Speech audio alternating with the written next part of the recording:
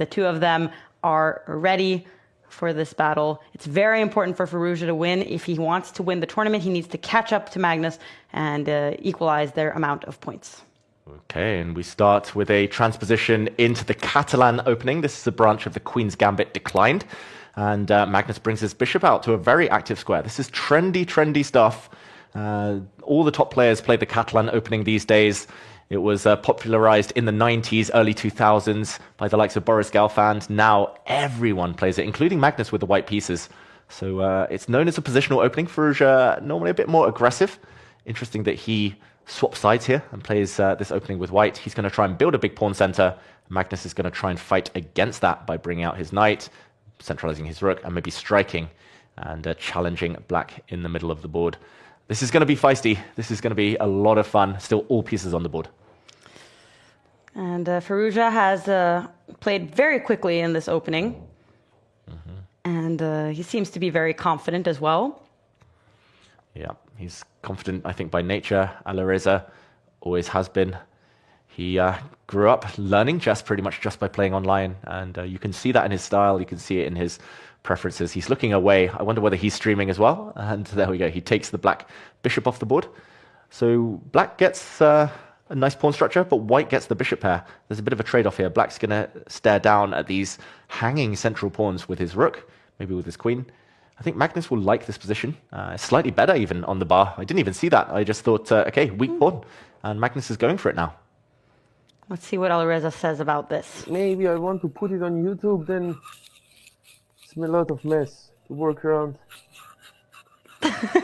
Okay, Alireza, you need to be concentrated about your position because Magnus is slightly better according to the eval bar. He's threatening a pawn. And Alireza, he's yawning. He's talking about some kind of YouTube stream. What is he doing? He needs to be focused. Yeah, I know the feeling. I struggle to multitask. Whenever I stream, I can't play chess. Whenever I play chess, I can't stream. Alireza looking away. Yeah, he has to be really careful. He dodges the tension on that line, but queen takes pawn now would drop this pawn to the white bishop. Maybe still desirable for Magnus Carlsen, but there are weak pawns all over the place.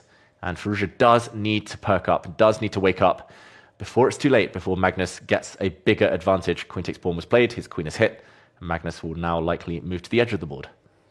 And it looks like Magnus is quite comfortable.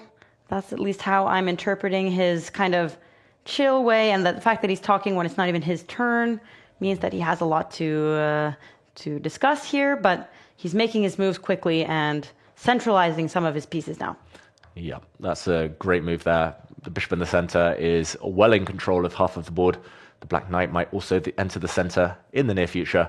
White has the bishop pair, but this light squared bishop is very much neutralized by its counterpart in the middle of the board. And Magnus has the 2 versus 1 pawn advantage on this side. This pawn for white is isolated as well. So we'll see. Long-term black is doing great. Short-term white should be okay. Just has to be quite quick to guard the black knight coming forward. Magnus a little bit up on time. Especially against me. Okay. All we heard was especially against me. Magnus is very aware that he is the best player in the world, and he had some comment to Firouzja there. Oh, and Firouzja actually tries to go for a queen trade, which we've seen many people kind of lose because of earlier in this title Tuesday. But it's actually Magnus who decides, nope, we're keeping the queens on the board. Yeah, maybe that's what he was saying. That's brave to try and go into an endgame, especially against me. Like positions that are playable for others. Like if Firouzja's playing me, swapping the queens is probably a good idea. If he's playing against Magnus, maybe it's a terrible idea. The top players, they play the best moves, or they try to, but they also try and play moves that the opponents find uncomfortable. So very interesting insight into Magnus's mind. The white bishop, we've seen so many bishops sitting on this square in the round today. It's a really bad piece, but it's out of harm's way for now. And Magnus is going to start jumping with his knights towards the other flank. Whoa, look at these weird bishops. It's as if they forgot to develop. It's as if he's playing freestyle chess here. It's the worst bishop pair I've ever seen. Big statement. Twins. I agree. Oh, those poor twins. They can't get out.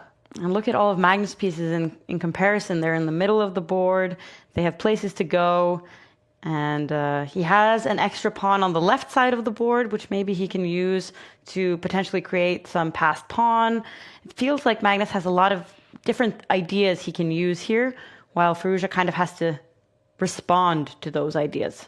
Yeah. And that's never the most fun way to play. And there we go. There was a knight trade. I'm very surprised Magnus allowed that trade on white's terms. And although white does have doubled pawns now, that's a very important tempo that Firouzja gets to develop his bishops.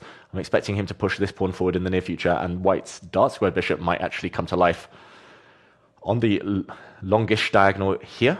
And there we go. He does push his pawn forward. This is a very nice move to protect the white king as well on the diagonal. And suddenly, Magnus, look at that face. Doesn't look so happy anymore. Decided. That's annoying. Like, this knight is... Sorry, not this knight, but this mouse is so sensitive.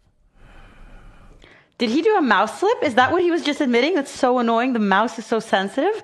Maybe.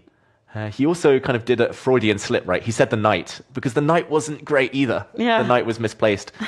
So maybe not enjoying the fact that this knight is about to get kicked away by white's pawn, but also annoyed about the mouse. It's important at this level. And there we go. The black queen moves, and Magnus has blundered. Magnus has let things slip. What is the punishing move? Very serious trouble here. Big trouble. The pawn is hit. The knight is hit. What can Magnus do? Yeah, I've gotten outplayed. It's as simple as that. I've gotten outplayed. It's as simple as that. What a resigned Magnus we suddenly see. He was doing so well. What happened here? Yeah, he just lost control. He got a bit tilted, a bit triggered about the mouse situation and about the knight situation. If he goes back with his knight, which is the only safe square for that piece, then the white queen is going to come up 2 squares, offer a queen trade, and it's going to be very difficult for black to hold the balance there. Firouzja looks so locked in. It feels like a lifetime ago that Firouzja was looking off to the side talking about YouTube. Yeah. Now look at him. He senses It's time to concentrate, he says. And he locks in. He smells blood. Magnus has given up a knight in the meantime. He's got a couple of pawns in return, but they're so far away from marching. It's more about the white king, potentially vulnerable on the back rank. Magnus also has gone quiet now. He's kind of concentrating. Less than a minute left. Ooh, he's desperately trying to force a draw now, Magnus, but that will not be agreed to. Winning position for Alireza Firouzja. Magnus's pieces just don't coordinate. The black rook is so passive, and black's pawns are not anywhere at all.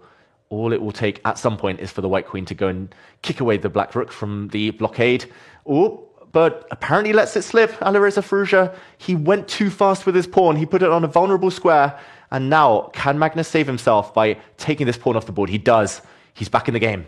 Oh. And Niemann has gotten a comeback, so he has 8 points now. Could catch up to Magnus if Magnus loses. Magnus is still not totally in the clear. Firouzja still has an extra bishop. They're both down to a minute left on the clock. Wow. 7.5 points, I mean, to Niemann. Yeah, and still a crazy position where anything can happen, especially with the clock situation. Magnus has 2 pawns for the bishop right now, so he's down on material, but the white king is also open. The white pawn in the center is isolated and vulnerable. Magnus is saying, you can repeat, you can draw if you want. I don't care about my 100% anymore. I just want to survive in this game.